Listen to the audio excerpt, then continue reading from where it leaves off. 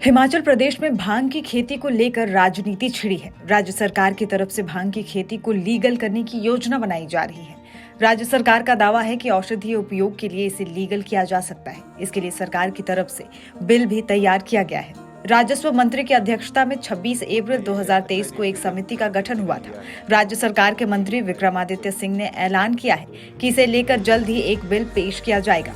उनका कहना है कि इससे अर्थव्यवस्था को मजबूत करने में मदद मिलेगी।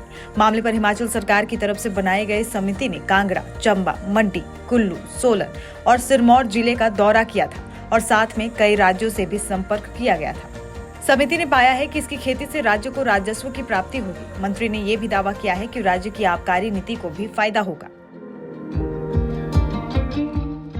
दरअसल हिमाचल प्रदेश हाल के दिनों में आर्थिक संकट से गुजर रहा है। राज्य के मंत्री विक्रमादित्य सिंह ने दावा किया है कि अगर सरकार कानूनी तौर पर इसकी खेती का आदेश देती है तो ये राज्य की अर्थव्यवस्था के लिए गेम चेंजर साबित हो सकता है। उन्होंने कहा कि हमें गंभीरता से सोचना चाहिए, छींटाकशी से बचने की आवश्यकता है।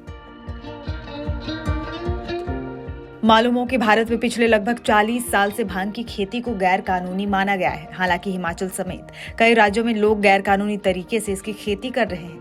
हिमाचल में जयराम ठाकुर की सरकार ने भी साल 2018 में इसे कानूनी रूप देने की घोषणा की थी। सरकार का दावा है कि इससे राज्य को लगभग 500 करोड़ रुपए की कमाई मिलेगी। साल 1985 में भारत में भांग की खेती को अपराध घोषित किया गया था।